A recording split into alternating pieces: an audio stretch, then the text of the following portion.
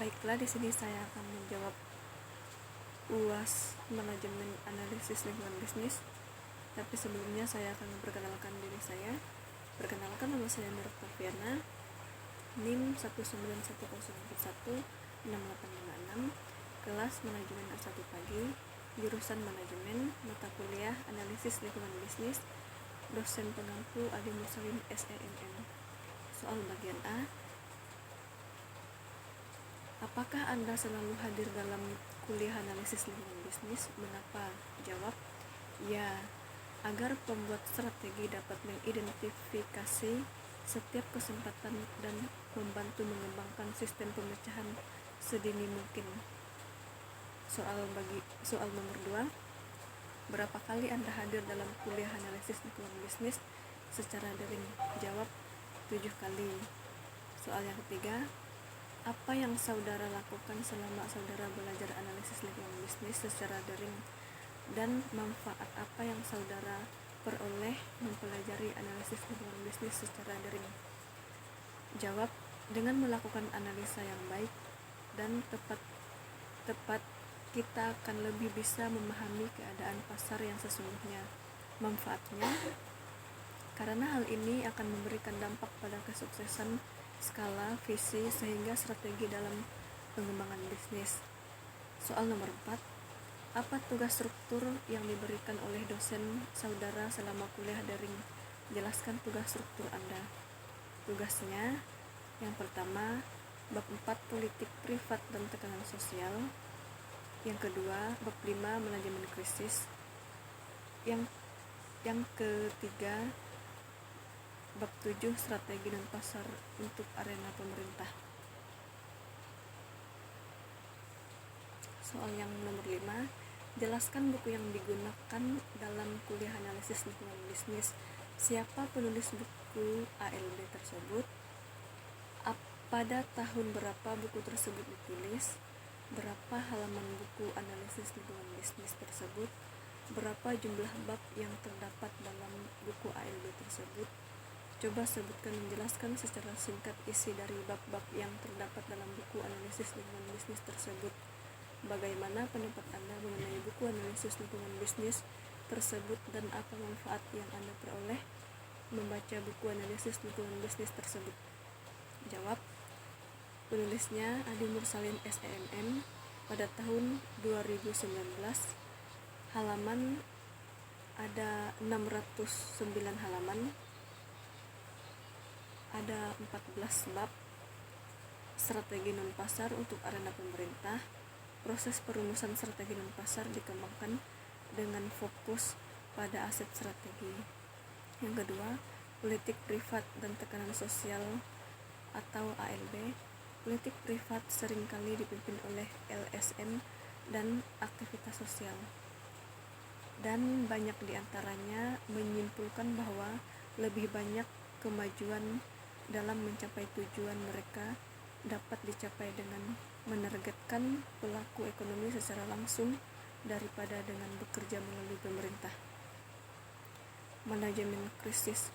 Krisis membutuhkan perhatian segera dan dapat memiliki efek jangka panjang pada merek dan reputasi perusahaan.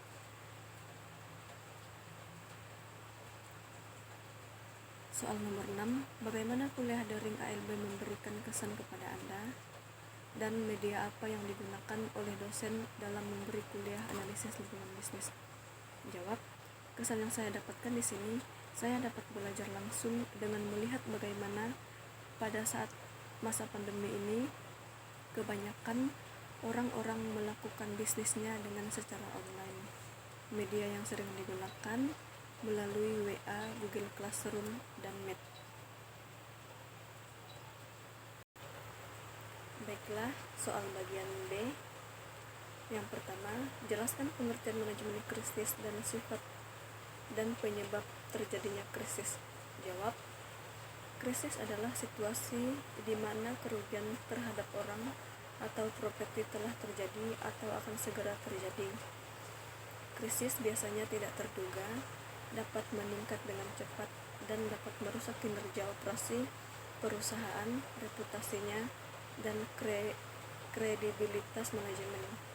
Krisis seringkali membutuhkan tindakan di bawah tekanan waktu, sehingga manajemen harus bertindak dengan rasa urgensi. Soal nomor 2, sebutkan dan jelaskan komponen dari program manajemen krisis. Jawab.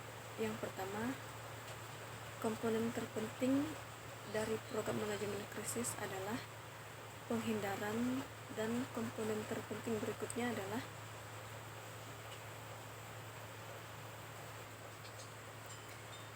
kesiapsiagaan. Pendekatan terbaik untuk manajemen krisis adalah untuk mengurangi kemungkinan terjadinya krisis, dan prekursor penting untuk melakukan adalah penilaian risiko internal dan ekspor perusahaan di lingkungan non-pasarnya. Yang kedua, kesiapan. Bagian penting dari kesiapan adalah pengorganisasian perusahaan yang rentan terhadap krisis membutuhkan tim manajemen krisis yang dapat dimobilisasi dengan cepat dan secara sukses dapat mengatasi akar penyebab krisis. Yang ketiga, analisis akar penyebab. Langkah pertama dalam mengembangkan tanggapan yang efektif adalah menganalisis krisis ini jelas bagi banyak perusahaan. Yang keempat, tanggapan. Respon mencangkup tindakan untuk menyelesaikan krisis, menangani akar penyebabnya, dan berkomunikasi dengan pemangku kepentingan publik dan pemerintah. Yang kelima, komunikasi efektif dan tidak efektif.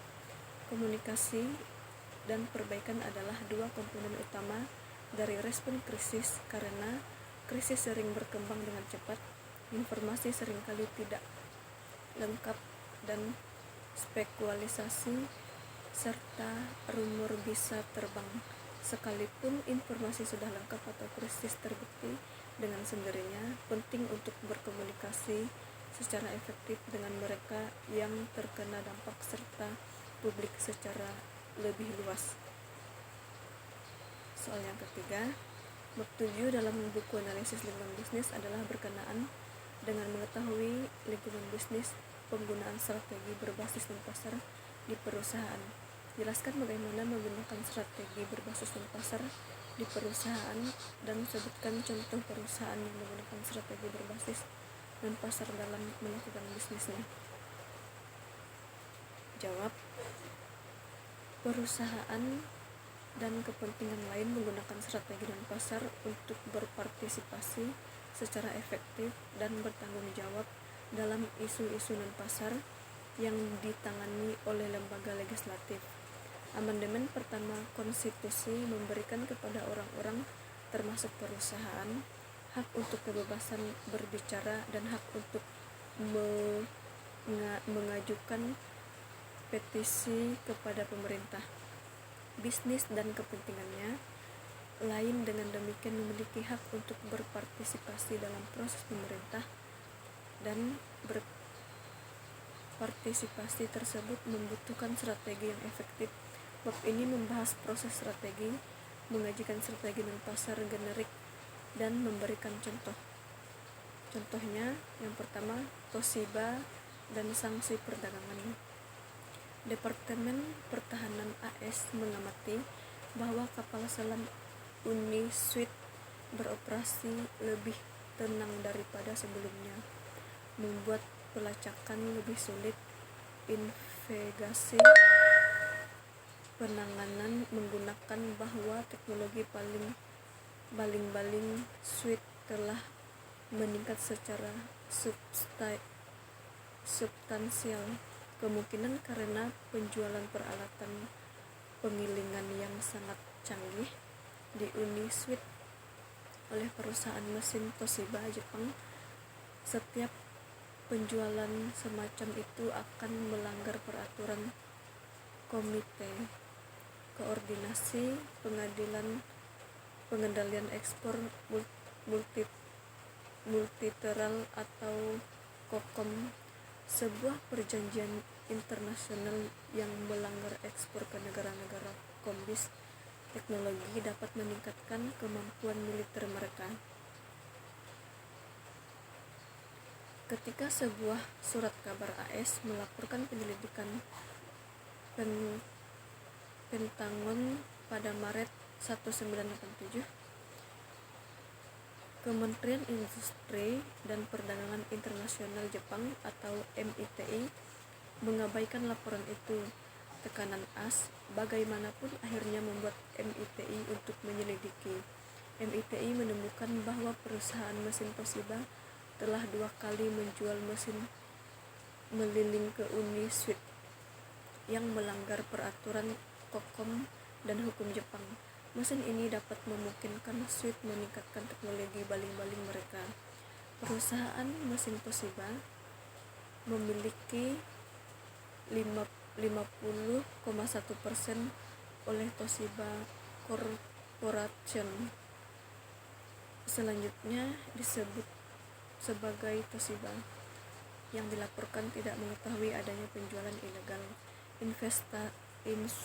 Investasi MITI juga mengungkapkan bahwa Toshiba Meisel telah memaluskan dokumen ekspor agar memenuhi syarat untuk mendapatkan izin ekspor, dan bahwa perusahaan perdagangan Wakko Koike telah secara ilegal mengatur perangkat lunak komputer untuk mesin milling yang akan dipasok oleh Kombres, kontrak pertahanan milik pemerintah.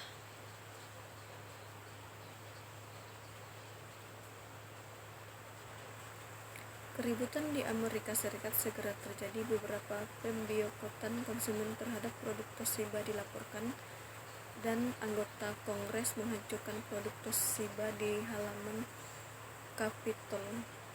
Penjualan komputer laptop Toshiba senilai 1 miliar ke Departemen Pertahanan AS mendapat kecaman. Beberapa perusahaan AS membatalkan perjanjian pembelian dengan Toshiba, dan yang lainnya merasa gugup saat menanganinya. Pengusaha politik sangat ingin mewakili Constitution yang marah atas penjualan mesin penggilingan.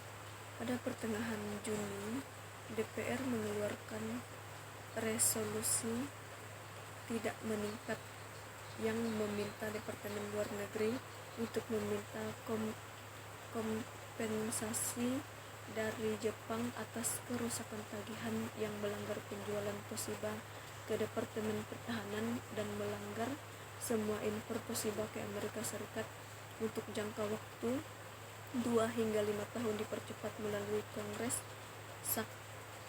Sanksi yang dijatuhkan secara legislatif tampaknya sudah pasti.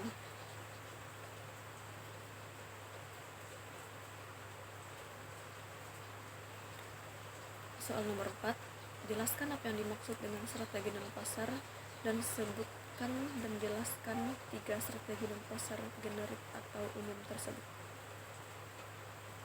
Jawab. Strategi non pasar adalah beberapa faktor yang mempengaruhi keseluruhan kegiatan perusahaan dalam perekonomian. Yang pertama, leadership, meningkatkan laba dengan cara menurunkan biaya sementara harga kita tetap bersaing di pasar. Meningkatkan market share dengan cara menggunakan harga yang lebih murah tetapi tetap menghasilkan laba untuk kita. Pengurangan biaya melalui economies of scale, modif supply chain, line manufacturing. Hal yang perlu diingat dalam strategi ini adalah bagaimana bisnis kita menjadi lowest cost product among di komputer, memiliki harga produk yang paling murah dibanding pesaing. Akan tetapi hal ini juga mengakibatkan bisnis kita terancam jika ada kompetitor yang memiliki cara yang lebih efisien dan efektif dari kita. Yang kedua, differentiation. Riset dan inovasi haruslah menjadi fokus utama. Mampu membuat produk atau jasa berkualitas tinggi, memperhatikan fitur dari produk atau jasa, sales, dan marketing supaya target pasar menyadari bahwa manfaat dari produk yang kita tawarkan. Memperhatikan reputasi dari brand kita, dan untuk dari brand itu sendiri. Dalam strategi ini kita harus terus-menerus mengembangkan produk kita untuk dapat terus bersaing, atau kita akan kalah bersaing dengan pesaing yang mampu membuat diferensiasi produk yang lebih baik dari kita. Yang ketiga, fokus pada niche market atau pasar yang sangat khusus, memberikan servis pada barang atau jasa yang unik sesuai dengan kebutuhan khusus dari konsumer. Dalam strategi ini, paling penting adalah membangun brand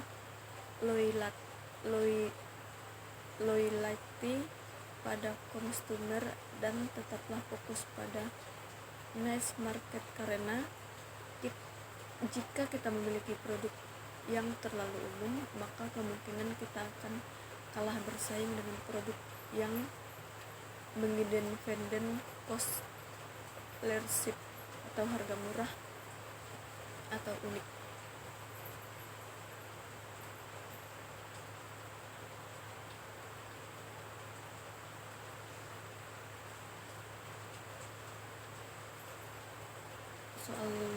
Soal nomor 5, pilih salah satu bab dari 15 bab yang ada di buku analisis lingkungan bisnis.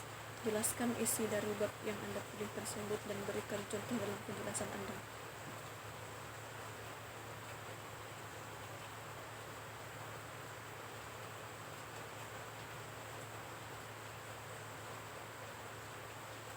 Melakukan lobby. Lobby adalah komponen sentral dari sebagian besar referensiasi dan strategi informasional. Lobby adalah komunikasi strategi dari informasi yang relevan secara politik kepada pejabat pemerintah. Informasi tersebut dapat diberikan kepada presiden, gubernur, pejabat cabang eksekutif, anggota kongres atau badan legislatif negara bagian staf mereka, dan staf komite. Contoh, percakapan lobby bisnis antara pelaku bisnis perusahaan kepada sawit dengan tokoh masyarakat atau LSM yang sudah terkenal dalam hal upaya pembebasan lahan dengan masyarakat.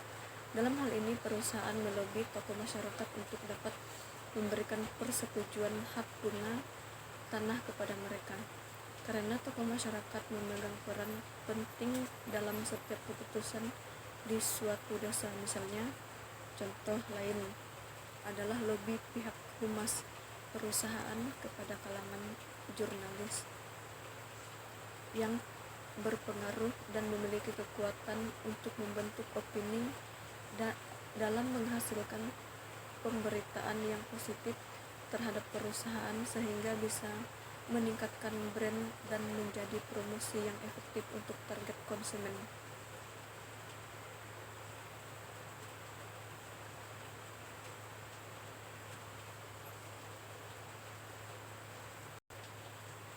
Soal nomor 6, bagaimana peran pemerintah dalam dunia bisnis? Apakah pemerintah ini termasuk dalam lingkungan pasar atau lingkungan bukan non-pasar? Jelaskan.